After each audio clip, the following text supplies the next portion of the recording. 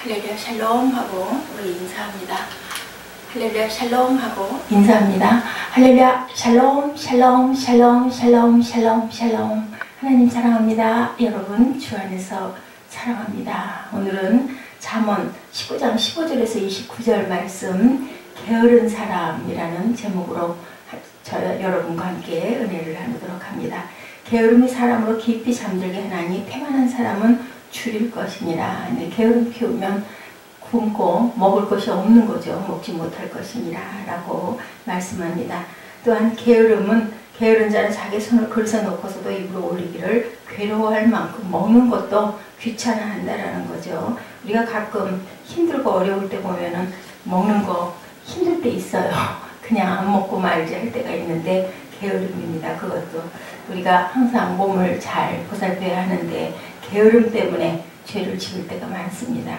게으름의 길 어떤 길일까요? 게으름은 큰 죄가 아닌 것 같은데 게으르다고 누구도 처벌하는 경우는 없죠. 게을러도 자기 할 거를 언제 해도 늦잠 피우는 우리 아이들 있습니다. 그런데 그렇다고 해서 할 걸 안 하고 넘어가지는 않아요. 그런데 그냥 옆에서 보는 사람이 너무 힘이 들죠.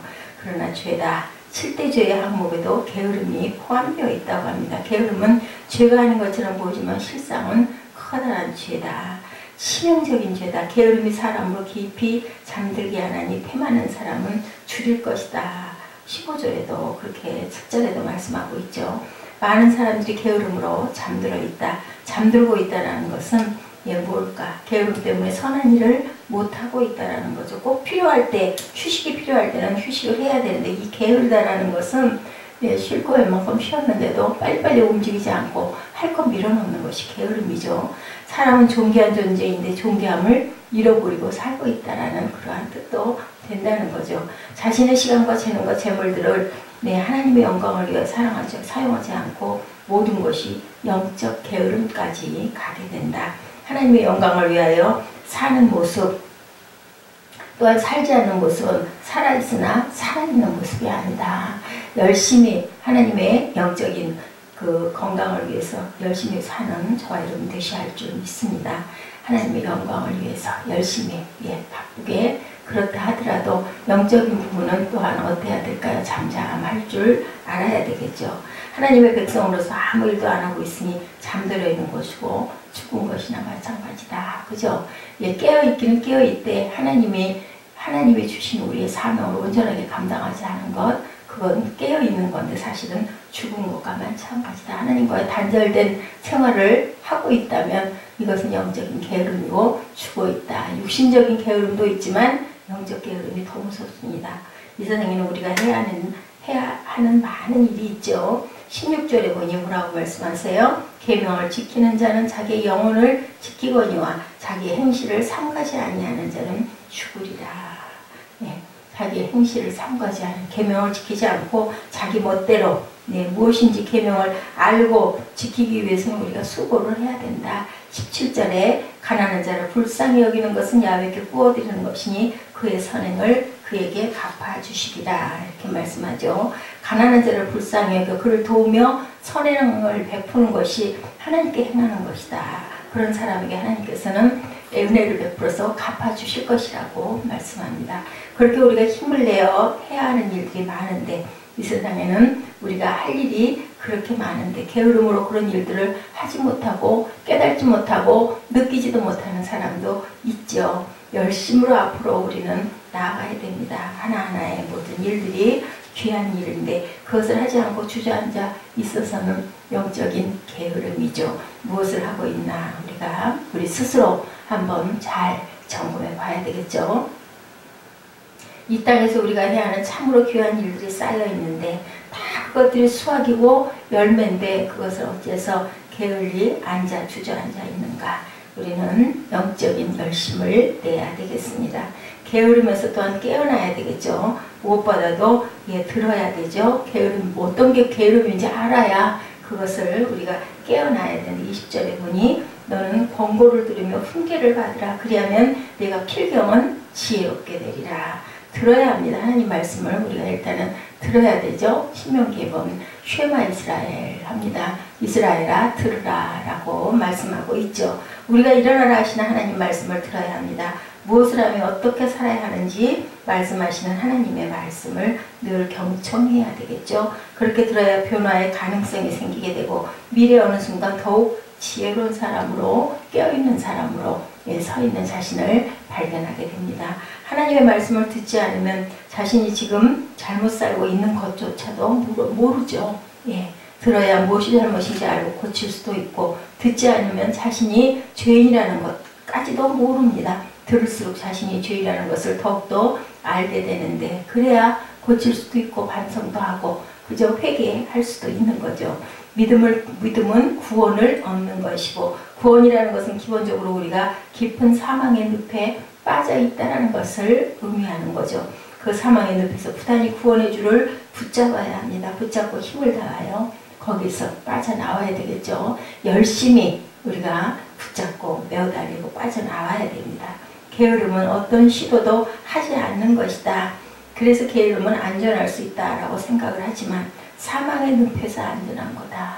게으름은 또한 욕심정이다 라고 합니다. 쉬면 쉴수록 더 쉬고 싶고 그 안전하고 처절한 사망의 늪에서 그 쉬고 싶고 그냥 자고 싶고 하는 그런 부분에서 우리는 벌떡 일어나야 된다. 25절이죠. 거만한 자를 때리라 그리하면 어리석은 자도 지혜를 얻으리라. 명철한 자를 견책하라 그리하면 그가 지식을 얻으리라. 자기 자신을 복종시키는 일을 하든 아니면 올바르게 가르치든 해야 한다.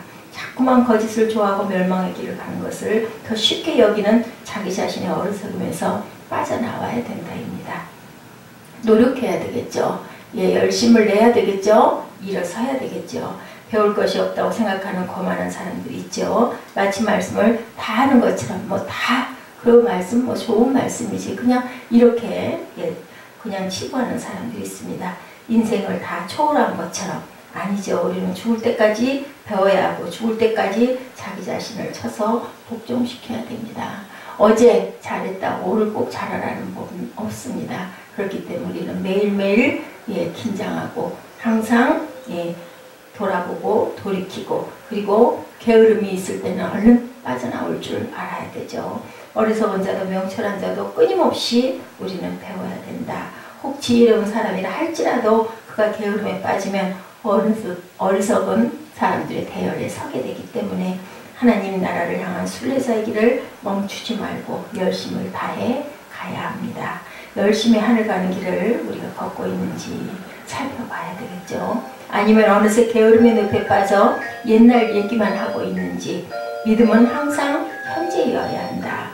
현재 열심히 앞으로 가고 있어야 된다. 게으름은 분명히 죄입니다. 게으름은 그의 육신을 굶게 하고 영혼을 굶주리게 하니 게으름의 늪에서 빠져나와 눈을 들어 하늘을 바라보시고 하나님의 자연의 아름다움 속에서 하나님을 발견하고 기뻐할 줄 아는 저와 여러분 되시기를 주님의 이름으로 축복합니다. 하나님의 백성으로 해야 하는 일이 얼마나 많은 세상이든지 게으름의 늪에 빠져 가만히 있어서는 안 되겠죠. 힘을 내어 앞으로 가고 영광의 열매를 맺는 세상, 그런 세상살이를 열심히 해나가 하나님께 칭찬받는 저와 여러분 되시기를 주님의 이름으로 축복합니다. 계명을 지키는 자는 자기 영혼을 지킨다라고도 하죠. 계명은 시내산에서 모세를 통하여 주신 언약의 말씀입니다. 이 말씀을 지키는 자는 생명을 얻는다라고 말씀하세요. 신명기 32장 45절에서 47절에 보면 이 율법의 모든 말씀을 지켜 행하게 하라. 이는 너에게 헛된 일이 아니라 너에게 생명이다. 요한복음 6장 63절에도 내가 너에게 이른 말은 영이요 생명이니라. 사도행전 7장 38절에도 살아있는 말씀이라고 하죠. 그리고 구원의 복음이다. 또한 빌립보서 2장 12절에도 생명의 말씀이다고 이렇게 표현하고 있습니다. 야훼를 경외하는 것은 사람으로 생명에 이르게 하는 것이다. 오늘 본문 23절에도 하나님은 심판의 날에 하나님을 경외하는 자와 그렇지 않은 자를 분별하고 경외하는 자는 생명의 부활로 경외하지 않는 자는 심판의 부활로 나오게 하신다라고 말씀하셨어요. 또한 지식의 말씀에 떠나게 하는 교훈, 사람의 전통이나 사람의 계명을 말하며 이것은 하나님의 말씀을 폐할 뿐만 아니라 사람을 더럽게 한다. 마태복음 15장 1절에서 20절에 증거하죠. 갈라디아서 16장 1장 6절에서 9절에도 다른 모든 복음을 따르는 것을 내가 이상하게 여기느라 다른 복음은 없다. 다만 어떤 사람들이 너희를 교란하여 그리스도의 복음을 변하게 하려 합니다.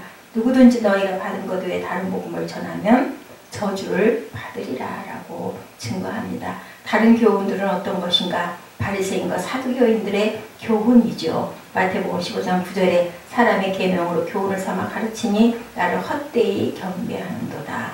또한 우상 숭배와 행음을 일삼는도다. 계시록 2장 14, 15절에도 내게 발람의 교훈을 지키는 자들이 있도다. 우상의 제물을 먹게 하였고 행음하게 하였느니라. 이와 같이 내게도 니골라당의 교훈을 지키는 자들이 있도다. 그 옛날에도 이렇게 하나님의 교훈이 아닌 그럴듯한 그런 복음을 하나님의 교훈으로 알고 그것을 지키는 그러한 아주 천국으로 갈 수 없는 그러한 발람의 교훈이 있었다라고 이렇게 증거합니다. 골로새서 2장 6절에서 8절도 갈라디아서 1장 6절에서 9절에도 이 부분의 것을 증거하고 있어요. 하나님의 말씀, 성경에 나와 있는 하나님의 귀한 교훈, 또한 우리의 사명, 나아갈 길을 향하여서 열심히 영적으로 또한 육적으로 부지런한 그런 게으르지 않은 삶을 사시는 저와 여러분 되시기를 주님의 이름으로 축복합니다. 기도하시겠습니다.